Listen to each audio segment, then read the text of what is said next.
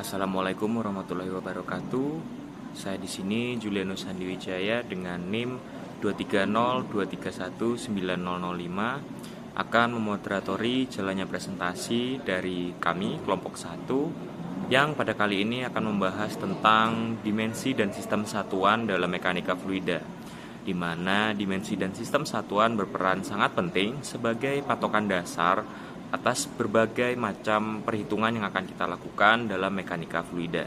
Dalam kelompok yang akan melakukan presentasi hari ini ada Agung Subagio, lalu ada Nakiah Dwi Yuliani Darmadi, ada Alifa Sharon Wijaya Kusuma, ada Renata Arsanti Arindra Putri, ada Saudara Dimas Bayu Prakoso, Bung Sandy Lutfi Kurniawan, saya sendiri Julianus Handiwijaya, dan terakhir Natasha Putri Philadelphia. Baik, berikut jalannya presentasi tentang dimensi dan sistem satuan. Baik, terima kasih. Akan saya mulai untuk definisi dari dimensi dan satuan.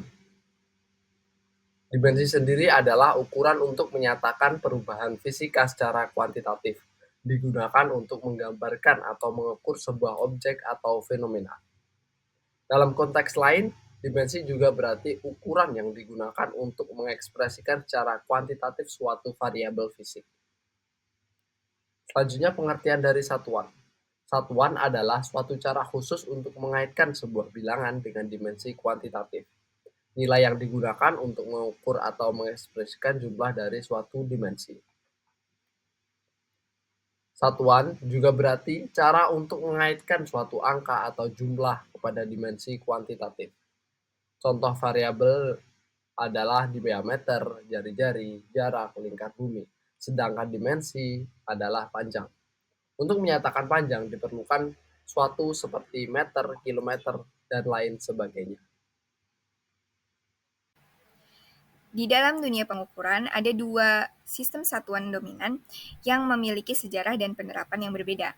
Di sini ada sistem satuan internasional atau SI dan sistem satuan imperial. Sistem satuan internasional adalah sebuah sistem yang koheren atau yang terpusat pada 7 satuan pokok, yaitu detik, meter, kilogram, ampere, kelvin, mol, dan kandela. Besaran yang diukur dengan sistem satuan ini antara lain adalah panjang, massa, waktu, gaya, energi atau usaha, kecepatan, massa jenis, percepatan, dan muatan elektron. Sistem ini adalah sistem yang paling umum digunakan di seluruh dunia, sehingga sistem ini menyeragamkan berbagai aspek di seluruh dunia seperti ilmu pengetahuan, teknologi, dan perdagangan yang ada di dunia ini. Sementara itu, sistem satuan imperial pertama kali dikenalkan di British Weight and Measure Act tahun 1825. Sistem ini didasarkan pada pengukuran alami seperti jari-jari, kaki, dan pon. Dahulu, sistem ini digunakan di seluruh kawasan Imperium Britania, di seluruh kawasan di bawah kekuasaan Kerajaan Inggris. Namun saat ini yang menggunakan tinggal sedikit, hanya negara Amerika Serikat, Liberia, dan Myanmar. Sistem satuan ini namun masih digunakan secara aktif di negara-negara yang masih menganutnya untuk beberapa konteks seperti arsitektur, konstruksi, dan pemetaan.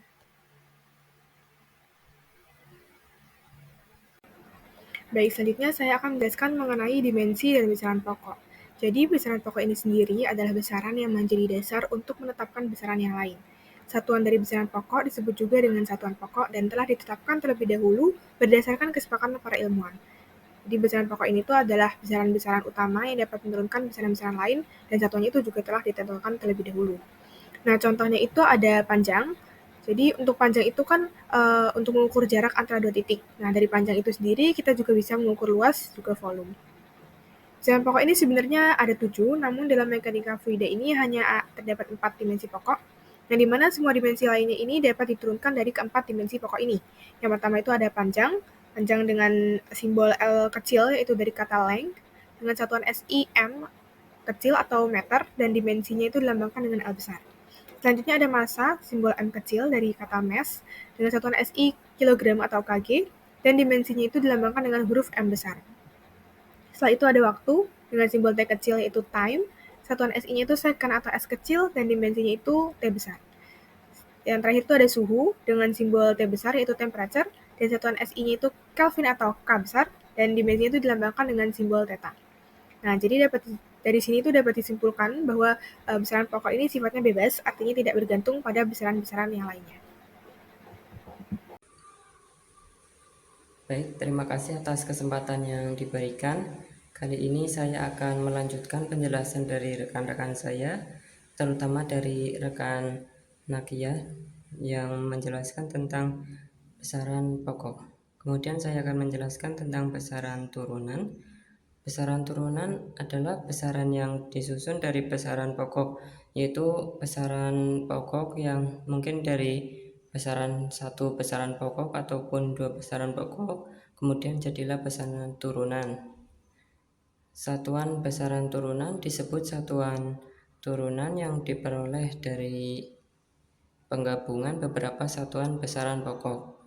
Contohnya yaitu seperti luas merupakan turunan dari panjang yang memiliki simbol A dengan satuan SI meter kuadrat dan dimensi L pangkat 2. Untuk volume merupakan turunan dari panjang dengan simbol V, satuan SI M pangkat 3 dan dimensi L pangkat 3. Untuk kecepatan merupakan turunan dari panjang dan waktu dengan simbol V kecil, satuan SI M per S, dimensinya LT pangkat min 1.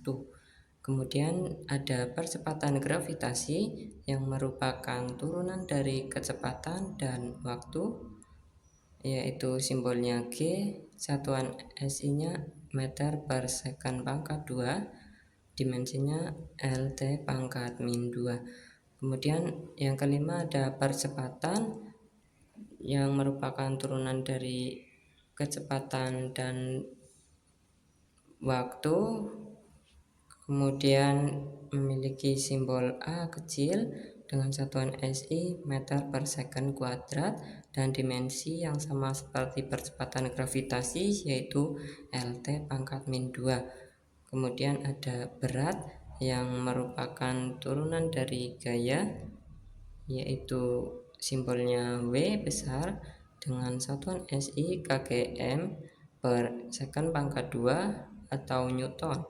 Kemudian dimensinya yaitu MLT pangkat min 2. Kemudian ada gaya yang merupakan turunan dari massa dan percepatan.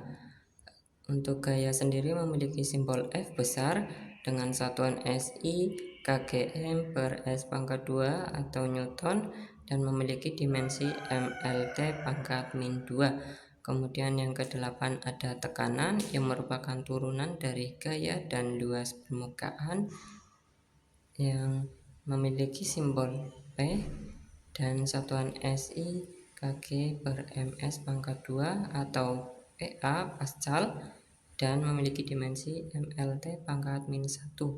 Kemudian yang ke-9 ada debit yang merupakan turunan dari volume dan waktu yang memiliki simbol P besar dan satuan SI M pangkat 3 per second. Kemudian dimensinya yaitu L pangkat 3 T pangkat min 1. Dan yang terakhir ada densitas yang merupakan turunan dari massa dan volume yang memiliki simbol ρ yang satuan SI-nya kg per M pangkat 3, dimensinya ML pangkat min 3. Sekian dari saya, terima kasih. Baik, di sini saya akan menjelaskan bagaimana cara untuk mencari dimensi tekanan dengan menggunakan rumus tekanan itu sendiri. Nah, sebelumnya kita harus mengetahui terlebih dahulu nih besaran-besaran pokok yang digunakan dalam tekanan, yaitu ada panjang, massa, dan juga waktu. Nah, di sini kita bisa melihat di bagian paling bawah itu ada panjang, massa, dan juga waktu beserta satuan dan juga dimensinya. Untuk panjang sendiri, satuannya adalah M atau meter dengan dimensi L besar. Kemudian untuk massa, satuannya adalah kilogram dan dimensinya adalah M besar. Sedangkan untuk waktu, satuannya adalah second dan juga dimensinya adalah huruf T besar.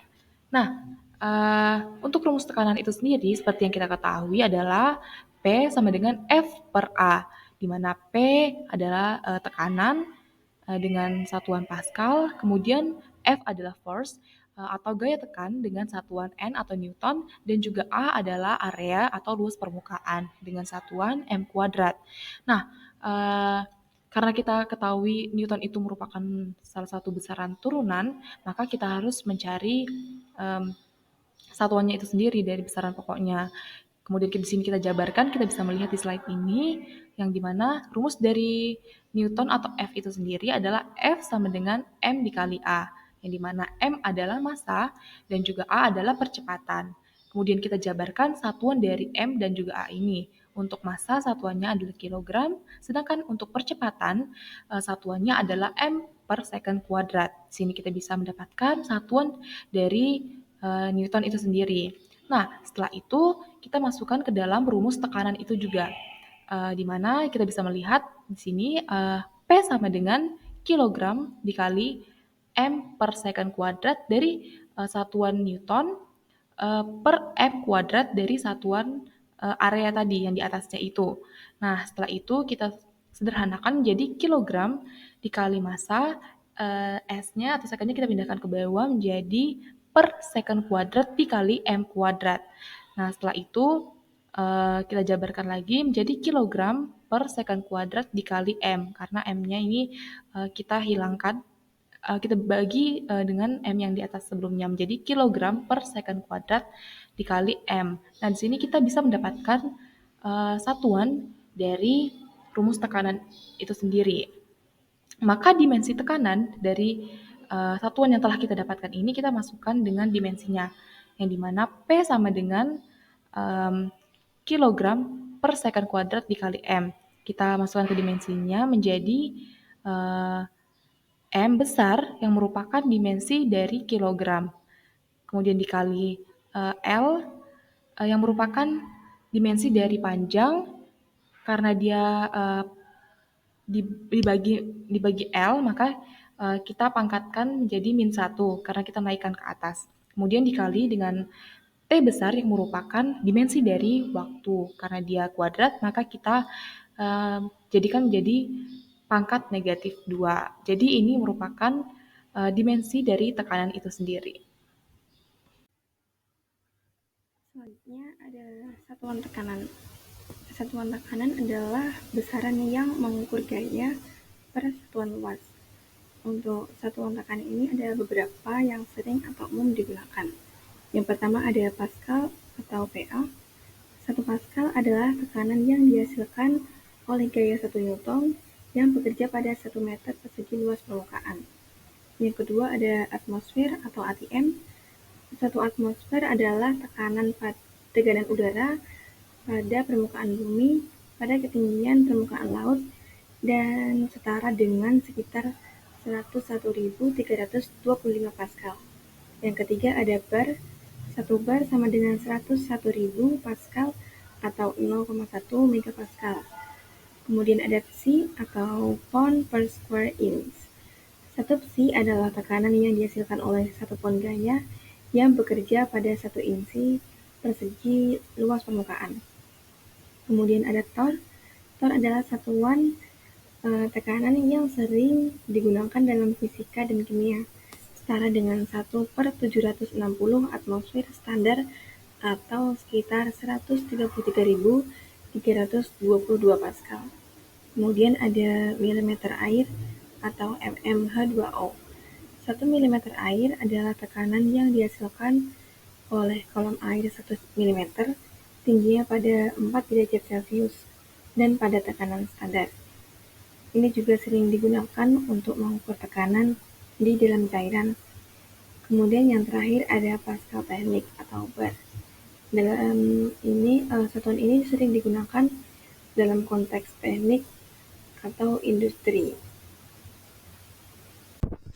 Baik, di sini saya akan menjelaskan aplikasi, dimensi, dan sistem satuan. Yang pertama yaitu konstruksi bangunan, di mana Aplikasi ini digunakan untuk mengukur panjang, lebar, dan tinggi struktur bangunan. Misalnya, dalam membangun sebuah rumah, penggunaan meter sebagai unit panjang, sentimeter untuk detail, dan persegi untuk luas. Untuk lebih jelasnya, yaitu ketika orang ingin membangun rumah atau bangunan lainnya, mereka harus mengukur berapa panjang, lebar, dan tingginya. Mereka menggunakan meter untuk mengukur ukuran besar seperti dinding atau tinggi atap. Ketika mereka ingin tahu detail-detail kecil, seperti tebalnya dinding atau lebar jendela, mereka akan menggunakan sentimeter untuk mengukur berapa luas lantai atau dinding. Mereka menggunakan meter persegi. Lalu yang kedua yaitu ada industri otomotif, di mana pada aplikasi ini digunakan untuk mengukur berbagai komponen mobil seperti ukuran ban, kapasitas mesin, dan dimensi bagian-bagian mesin lainnya. Unit seperti liter untuk kapasitas mesin ini dan meter untuk dimensi mobil. Nah, untuk lebih jelasnya itu ketika di pabrik mobil, mereka harus tahu ukuran ban, kapasitas mesin, dan berbagai bagian lainnya. Mereka mengukur ukuran ban dalam milimeter untuk memastikan cocok dengan mobil, dan kapasitas mesin diukur dalam liter untuk mengetahui seberapa besar mesinnya. Mereka juga mengukur bagian-bagian mesin seperti jarak antar komponen dalam meter atau milimeter. Baik, untuk yang terakhir yaitu pada industri farmasi. Aplikasi ini digunakan untuk mengukur volume cairan, dosis obat, dan berbagai parameter dalam pengembangan dan produksi obat. Dan penggunaan milimeter ini sebagai unit volume dan miligram sebagai unit dosis. Dan untuk lebih jelasnya yaitu ketika industri farmasi membuat obat-obatan, mereka harus tahu berapa banyak cairan yang mereka gunakan dan berapa dosisnya. Mereka mengukur cairan ini dalam milimeter untuk memastikan dosis yang benar. Dosis obat diukur dalam miligram untuk mengetahui seberapa kuatnya obat yang mereka buat. Dan mereka juga mengukur berbagai hal seperti ukuran tablet atau jarum suntik sesuai dengan kebutuhan dengan menggunakan satuan yang tepat. Dan mungkin sekian untuk penjelasan dari aplikasi dimensi dan sistem satuan ini. Terima kasih. Akhir kata, terima kasih dan wassalamualaikum warahmatullahi wabarakatuh.